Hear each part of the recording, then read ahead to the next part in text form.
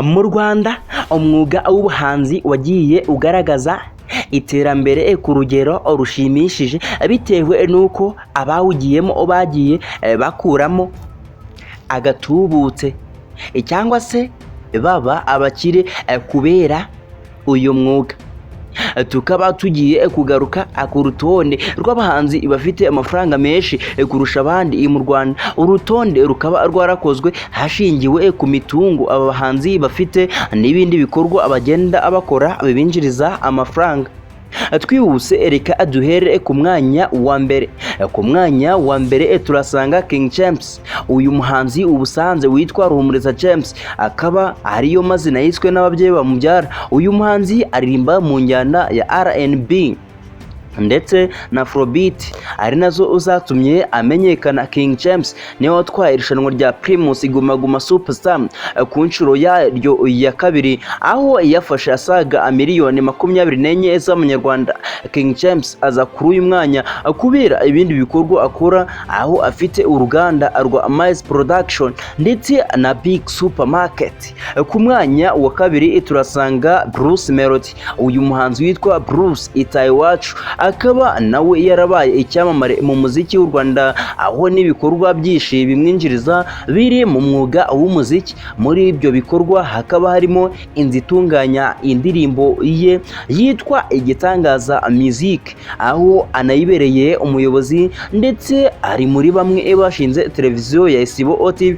Bruce Melody agenda akorana n'andi makampani atandukanye mu kuyamamariza, aho abimwinjiriza amafaranga atari make. Amwe mu masezerano aherutse gusinya harimo gukorana na Kigali Arena, aho ayibereye brand ambassador kuri miliyoni 150 z'amanyarwanda, ndetse anamamariza Brock, akaba ari inzoga ikorwa n'uruganda rw'Abanyapoland.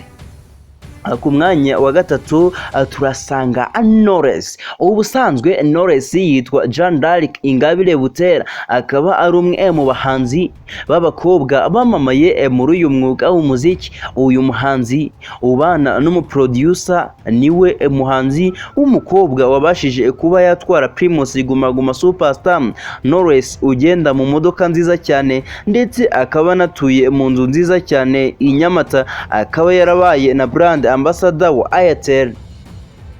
Ku mwanya wa kane turasanga The Ben Benjamin Mugisha, wamenyekanye nka The Ben, akaba nawe agaragara kuri urutonde rw'abahanzi bakize. The Ben yagiye asinya amasezerano yo kwamamariza amakampani akomeye cyane, aho yamamarizaga Tecno Mobile kuri miliyoni 42 z'amanyarwanda, ndetse n'urundi ruganda rukomeye cyane ku isi mu gukora champagne. The Ben Can anafite brand yo ku myenda yitwa Tiger B.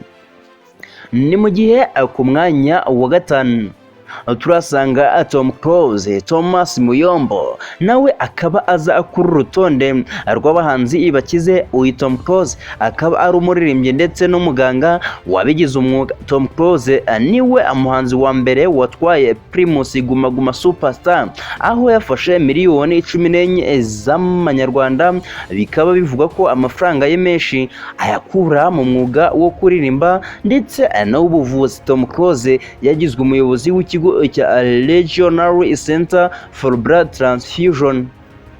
Ku mwanya wa gatandatu turasanga Super Manager.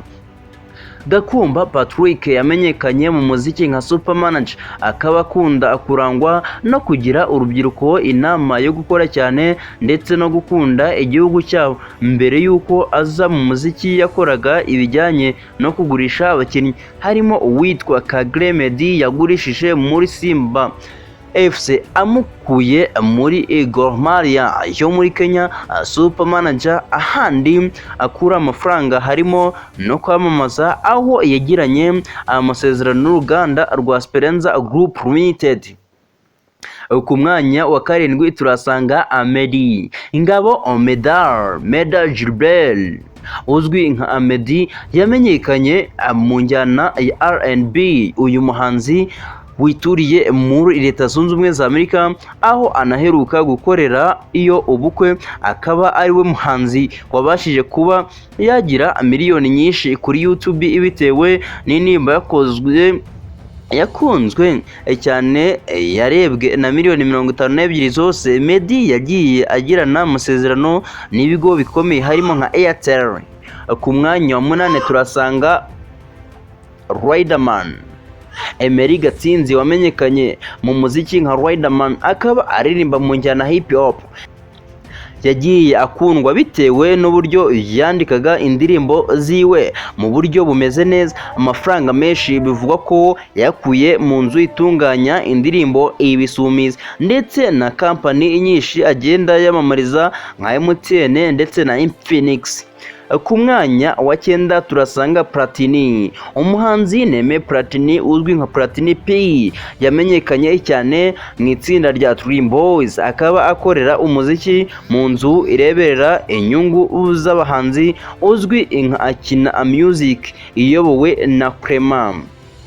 Ku mwanya wa 10 ari nawo uwa nyuma turasanga Sani Dorcas Ngabire, yamenyekanye cyane ku ndirimbo ye yakoze yitwa Kongora, ikaba yarakunzwe cyane, aho yagiye itwara ibihembo byinshi. Aza muri abo bahanzi kubera ubucuruzi bukomeye akora bw'imyenda muri Kenya.